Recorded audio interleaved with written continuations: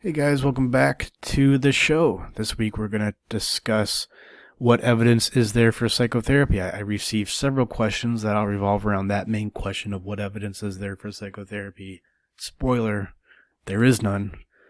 Well, not in the way we would typically think of as evidence, but there's still good reasons to partake in the process of psychotherapy, to tease a little bit ahead of where we're going here. So thank you for these questions, dear listener.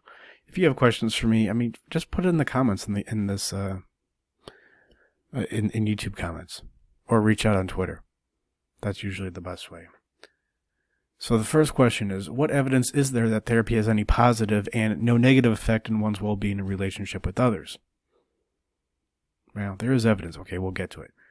Now, he implies that there's scientific evidence. Is the scientific method used to establish true causal relationship between actions based on advice and outcomes? Yes, the scientific method is used to establish this, but it's not science.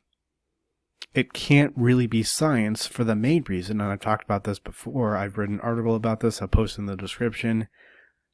There's too many variables for it to really be a science. And the example I use is the power pose study that everybody was really hyped about. There were probably a bunch of TED Talks about it, and then it was revealed that, it's not real. And the study says that, hey, if you do a power pose like Wonder Woman or Superman before you go into a job interview, you're more likely to get the job because you think of yourself, this high status pose, your serotonin starts going, like the Jordan Peterson, we're just a bunch of lobster argument. All you got to do is, stand up straight. Then this makes you feel better when you go into the job interview, so you're more likely to get the job. It turns out to not be true. Now, why is that study very difficult to replicate? Is it because they carried out the study in an incorrect way? No.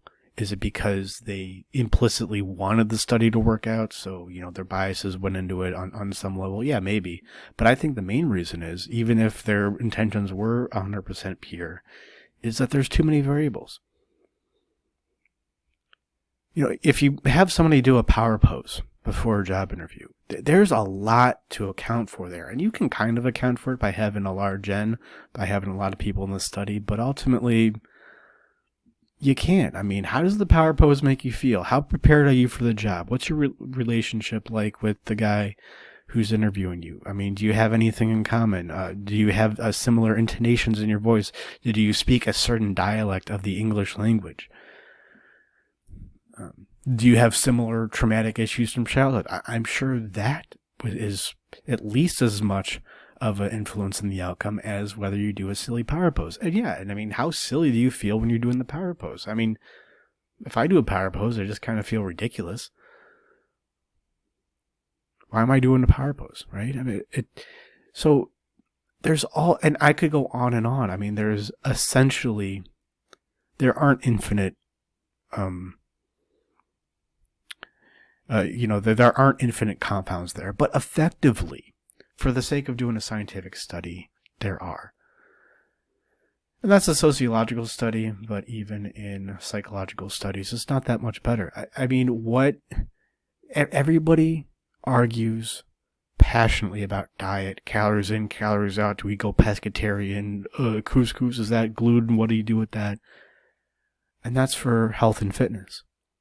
An area of science that has way fewer variables, way fewer confounding variables. There's way more definite evidence there for those kinds of studies. And you still go back and forth because it's all about what variables do you look at? What evidence do you look at? How does your worldview shape the kind of evidence you would look at?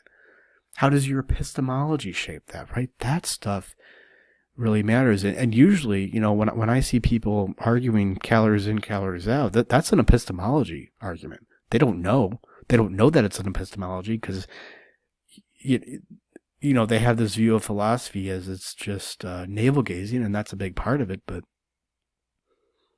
you're arguing about epistemology. You're arguing about worldview in the context of arguing calories in, calories out. But so. And that's why psychology is not a science. It could be one day once we have a more technological advancement, so we'll be able to pin down variables, certain constructs. It's funny, like the constructs that are well founded in psychology are the ones that nobody likes to pay attention to, like IQ. Right? Nobody really likes to look at IQ and what that means and how that may be genetic. Nobody wants to look at that.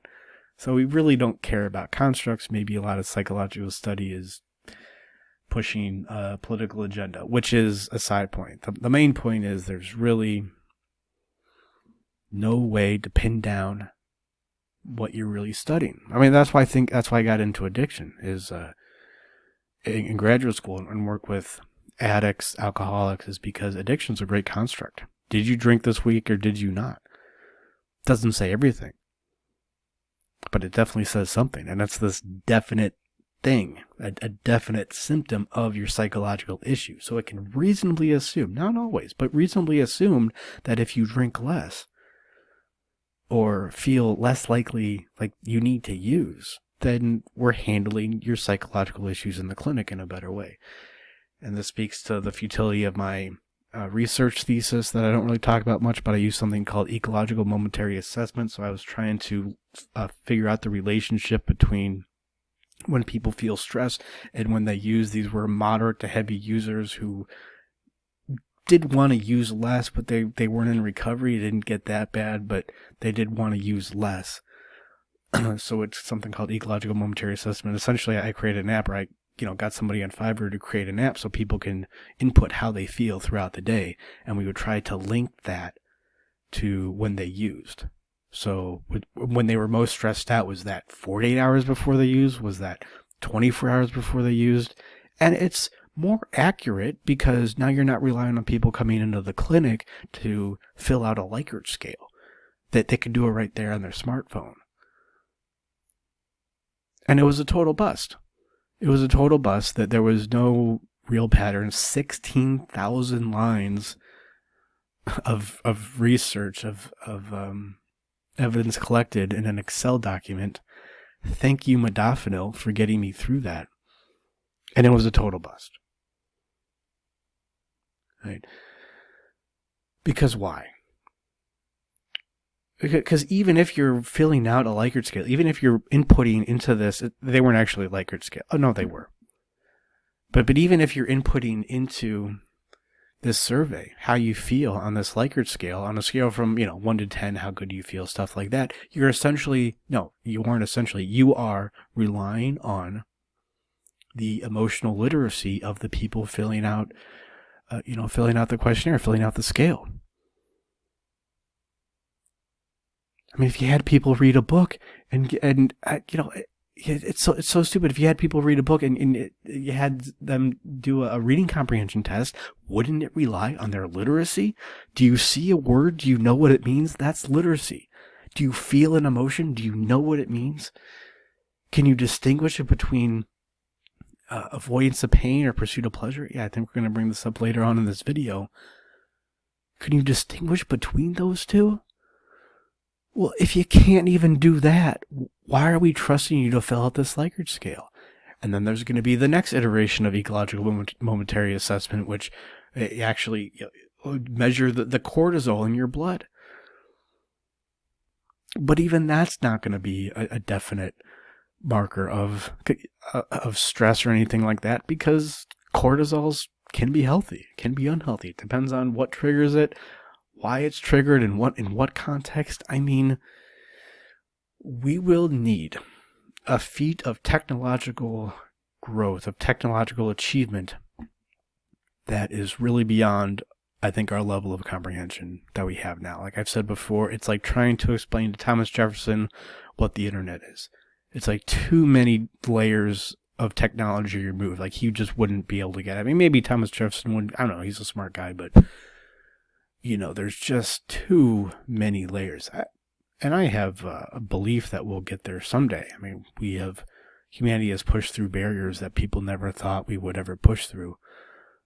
But right now, it's not a science. It's a philosophy. You induce principles based on observation. You observe, you induce principles, and you apply those principles in therapy, and then you look for negative outcomes. That's why I think Alcohol drug use is a good construct to look at there because you can really see. And then you judge based on the observation. Is it totally objective, scientific? No, of course not.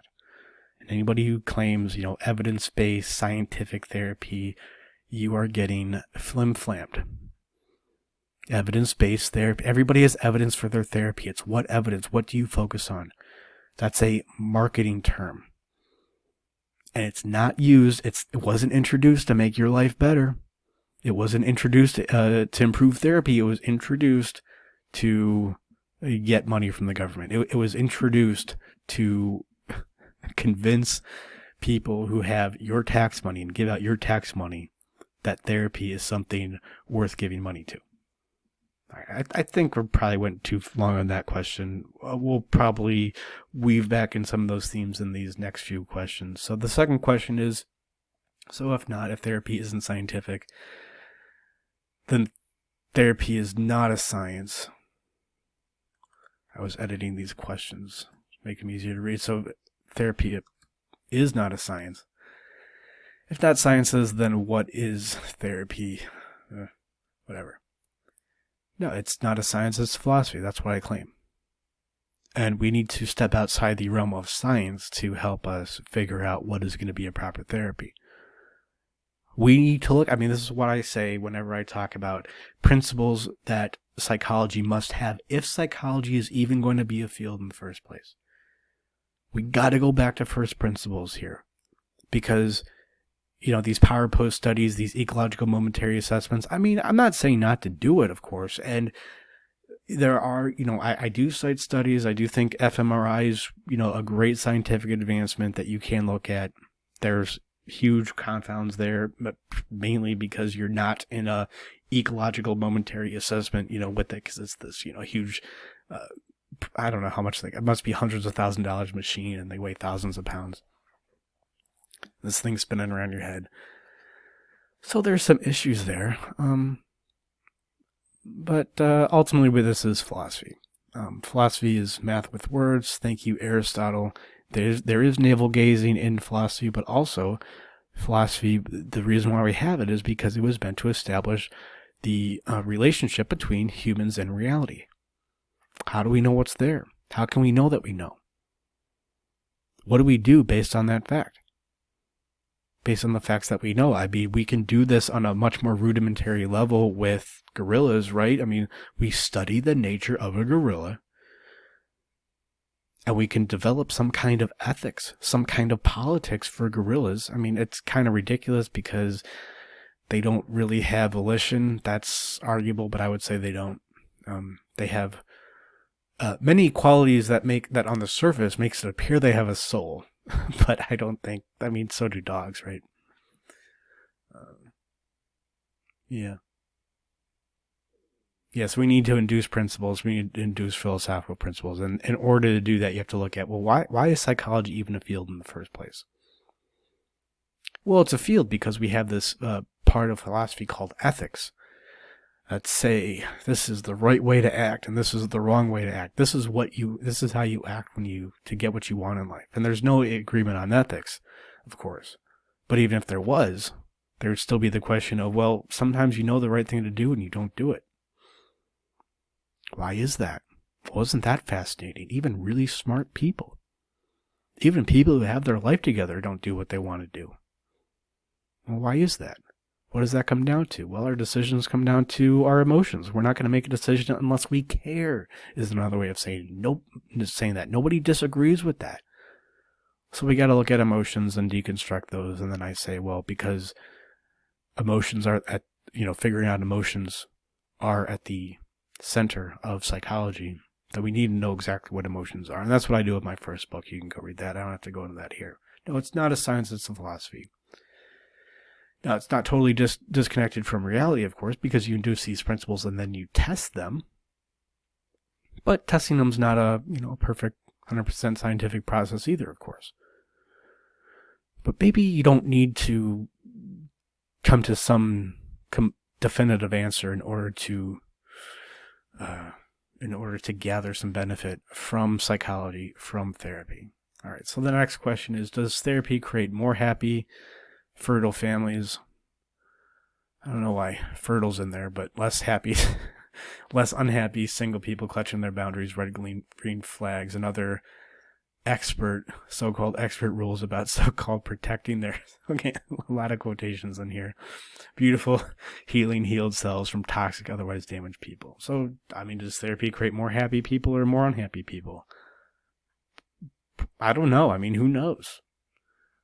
I think what happened is we have this thing called religion that may not be philosophically correct, but it did create, some substratum of cohesion in our society. And that is psychologically healthy, even if, I would argue, some of at least the philosophical points, the theological points of religion are wrong. Not that all of religion is wrong. It depends on the context in which you frame it. We're not going to get into that here. So that's gone, right? We had scientific advancements that we no longer have the ability to have religion in the way we did 150 years ago even. We can't go back. And that's not a bad thing. We just need to develop a new way to create a healthy relationship with our psychology. Now, the way we used to do that is to put, I would argue, these archetypal images out in the church and go talk with people about them. I think that's still helpful, but we need a different foundation. Now, therapy came along at about this time. Oh, coincidentally. What a coincidence to help us deal with this. And I think we're still working out the kinks. So does it create healthier backs or unhealthy backs? Or I already jumped ahead of my analogy because I was looking at my notes. Does it create healthier people or unhealthier people? I don't know. Did deadlifts create stronger or weaker backs? Well, it depends. There's a proper deadlift form. There's probably an ideal weight that you need to be using given your current strength level, your fitness level. And if you stick to certain principles of deadlifting and you don't try to push too hard, people always say, you're ego lifting. It's really insecurity lifting. Putting too much on the bar because you're insecure. Say it correctly. Then you could have a weaker back, or you can bulge a disc. But even then, I mean, maybe that's going to be helpful for you. I've definitely bulged a disc doing deadlifts, not because I was using too much weight, but because I had my shorts on. I had my khaki shorts on, and we were trying to go to the wing place by 5 because it was all you can eat wings or something, like 25-cent wing night. So that was real smart of me.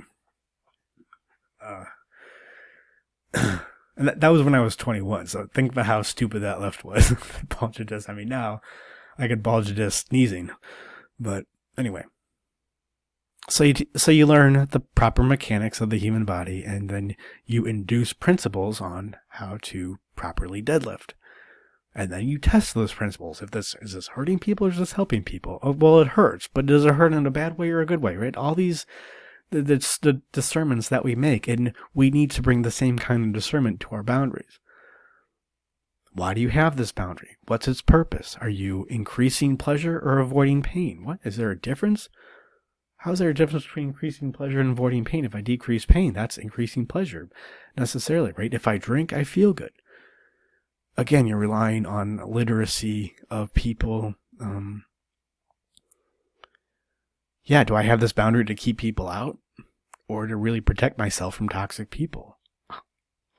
This is something that you need to be literate about. You need to be able to talk through your emotions. You need to first know what emotions are and how they work. This informs how you talk through them. Why are emotions important? Because without emotion, psychology is not a thing. And we all know psychology is a thing because we've all been in the situation where we know the right thing to do was to study for that test and we didn't study. We've all come up against the irrational. And it's so easy and a lot of fun to just pretend it's other people, but it's us too. Maybe not to the same degree, but it's other people as well. So how do you tell when you're just isolating yourself? That there's a process there, and we need to understand that process. Are you ever going to really know for sure 100% whether you have that boundary because it's a healthy boundary or unhealthy boundary? I would say effectively you will know, but ultimately, no, you're not going to know. It's going to be a reasonable assumption based on the evidence that you have, based on your emotional literacy at the time. I think I covered everything there. I'm sure I missed something. Whenever I press stop on these videos, I'm like, oh yeah, I forgot that point. But I know, maybe I'll do a response to all my videos. That'll be fun. I think I've had that idea before, that annoying idea before. Anyways, on to the next question. I guess there's 5 questions. Okay, so this is the 4th question. The penultimate one. Are the therapy industry's incentives aligned towards the outcome of this outcome? I think like the outcome of helping people. No, it's definitely not. It's aligned towards the outcome of getting grant money, getting your tax money to do research. Is there an objective difference between manipulative behavior and protection from it, between victim and aggressor, and interplay between 2 human souls? I don't know. What does that question mean? Well, the point is, let me answer the first one more, and maybe we'll get into the second one. So is the therapy industry's incentives aligned towards helping people? No, they think that it is. They really think it is,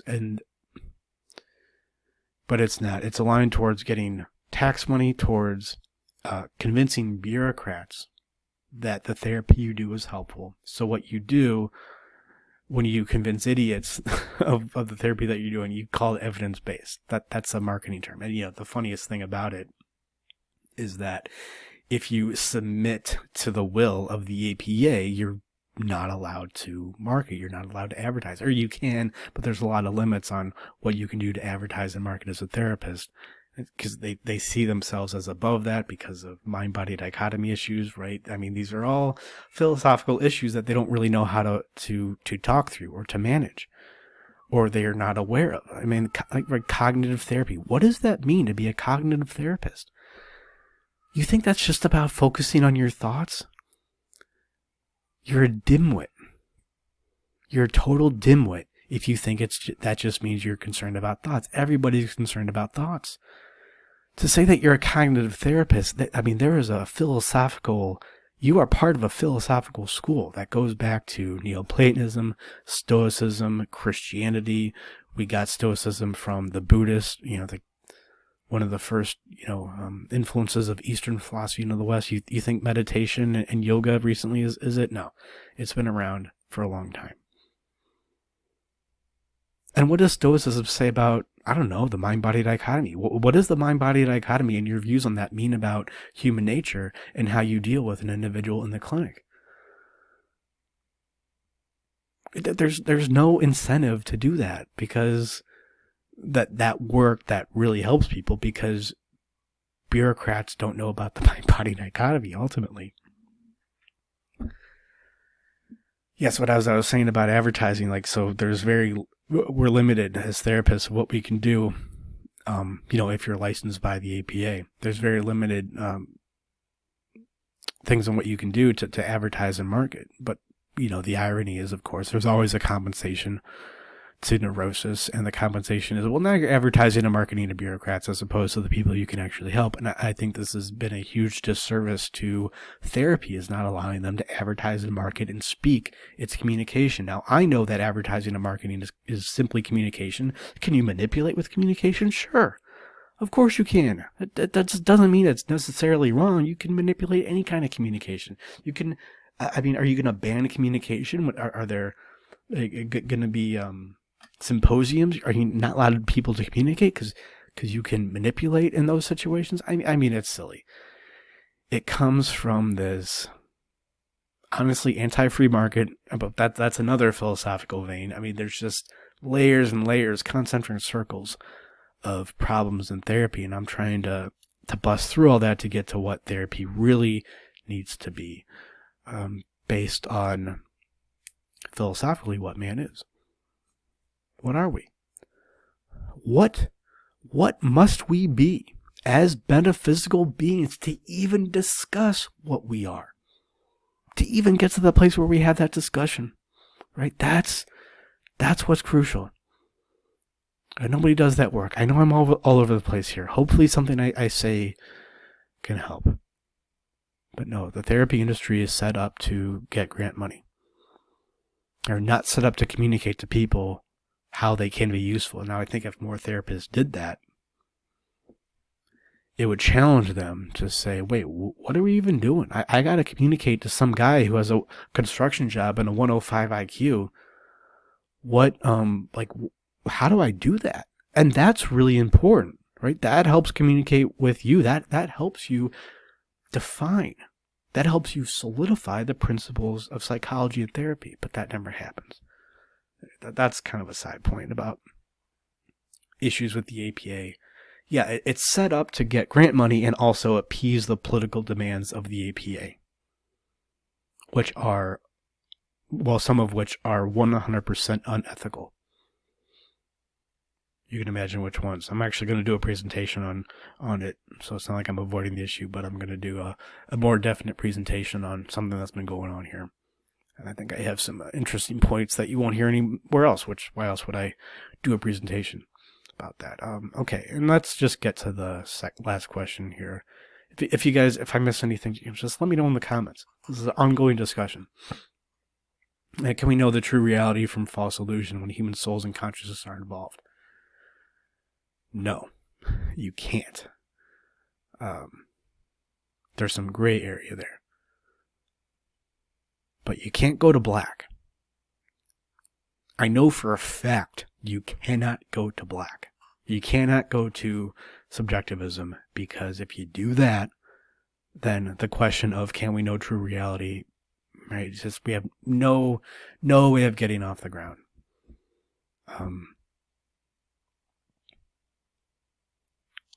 All we can do, okay, so this is the main thing. Yeah, I even have it here in my notes. It's almost like I made these notes or something. But Kant came around the end of Enlightenment philosophy, at the beginning of modern philosophy, and he said, look, in order for philosophy to have a future, look, Hume showed that we can't create truth, we can't create abstractions based on our observation. I mean, just because the sun rose today doesn't mean that it's going to rise tomorrow. So that's untenable. So what we need to do effectively to create philosophy, to create abstractions, to create principles on which we live our life, is we need to divorce mind from reality. Which of course introduces an entire host of problems, and that's why you, dear listener, probably, just conflate philosophy and useless navel gazing in your mind. Because when your mind is divorced from reality, I mean, what else can you do except bicker over the definition of words and how we can't really know what words are anyways, because we have to reference something in reality, and the word obscures our reference to reality. Vienna School, we were talking about in the Brazen Heads a couple weeks ago. So Kant said, yes, so there are things in our mind that keep us from knowing reality. And Jung came around and said, actually, that's true, but not philosophically. It's true psychologically. There are these things, our mind is built in a way to deal with reality in a certain way that they're called archetypes. And that in no way inhibits our connection with reality. In fact, Jung is very explicit on this multiple times. Our mental health is dependent on how well we can know and interact with reality in a healthy way, given in a way that reality truly is. So the implication there is, there's a reality out there and there's a mind in here, and stuff gets in the way. But that stuff is called complexes.